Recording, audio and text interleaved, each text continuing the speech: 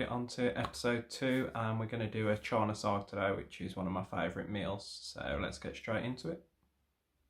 So I've got all my ingredients here now. We've got a tomato, some onion, some chickpeas, got my spices which are chili powder, turmeric, cumin and some curry powder, and then some spinach. We've got, you need a clove of garlic and some ginger for this, but I've got the paste, and I've got some mushrooms here, which it wasn't on the original recipe that I found and that I used, but I love mushrooms, so I'm going to add those in.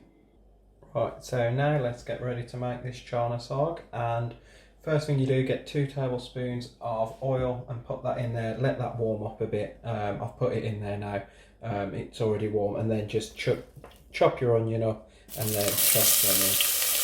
Obviously watch that it's not too, watch that the oil's not too hot, and just get all your onions in.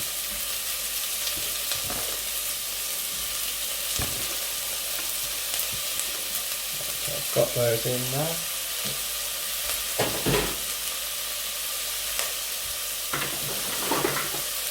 Then you just want to saute these for about 10 minutes until they're a nice golden colour.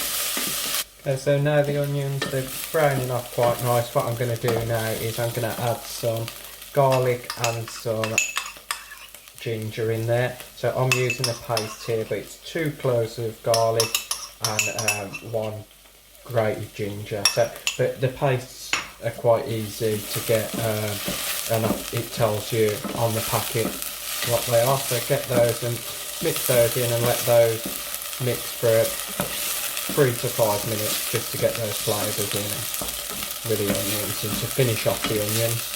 So now they're browning off quite nice. The garlic's in there, the ginger's in there. We want to add our spices now.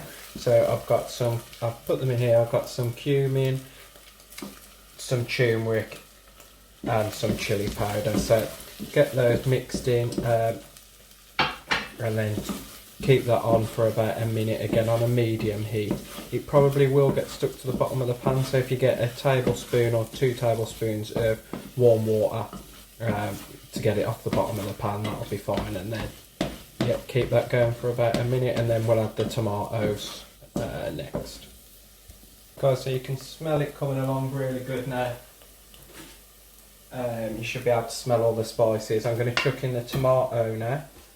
That'll infuse into the spices, get it into a really nice curry flavour, and then get the garam masala in. Get that in, and just let all of that infuse together for about another 5 minutes. When you see the tomatoes sort of disintegrate,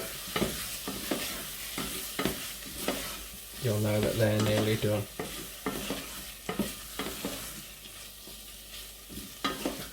Yeah. Again, add a pinch of salt, just give that bit more flavour in. Brings out the flavour and everything in the meal. So I've let that go for a couple of minutes now, the tomatoes and the garam masala's in there. What you want to do now, if you get half a cup of warm water and pour that in, and then just let everything infuse in together, and then that's all gonna, once you've got your chickpeas in and stuff, it'll reduce down, it won't be this watery. Right, so after around 5 minutes of letting all of that infuse, you should see a bit of oil come to the top. Now it's time to add the spinach. You can cook the mushrooms in this pan as well, but I've put them in a separate pan just because when all the water you get coming out of mushrooms, I prefer that just to be in another pan and then put them all in when they're cooked. So yeah, just get your spinach in now. Obviously spinach does reduce down a lot, so it'll look like you're putting a lot in, but you're not. So just put a bit in at a time and let that cook. Right guys, so now the spinach has reduced down, my mushrooms are cooked, and I've drained off my chickpeas. Obviously remember, you can use the water that's in the chickpeas for other things, so keep that if you've got any recipes that ask you to use it. So just chuck in your chickpeas, and then my mushrooms are done as well, so I'm going to chuck them in there as well.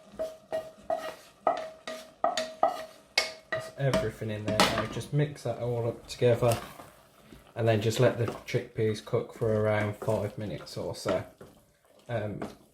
Yeah, let it infuse in the flavours, cook for around 5 minutes, and then they should all be done and ready to eat. Serve up the Chana Saag, which looks and smells incredible. So just serve that up, and then the rest you can pop in tubs, put it in the freezer, and then eat whenever you like. I've not eaten today, so I'm going to have quite a big portion.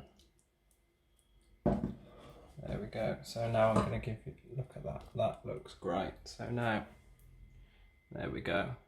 Chana Saag with rice.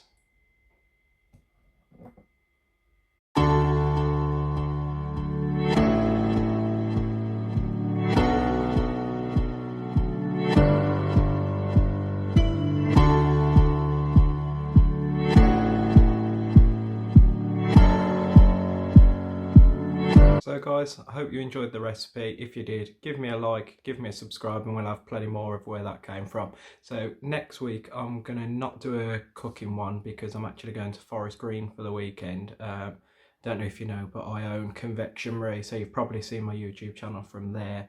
And we sell Kit Kats, Rocky Road, Jammy Dodgers, Wagon Wheels, all vegan. Stuff that I missed when I turned vegan, so I tried to make them and everyone loved them, so I sold them. I've been in talks with Forest Green for a while now, and they're taking on my Kit Kats for next season, which I'm so excited about. And they're going to be on sale next week, so we're going down there. So I'm going to do sort of like a day out video down at Forest Green and show you all what a great club it is and see how my Kit Kats get on down there. So thanks for watching and have a great day. Cheers.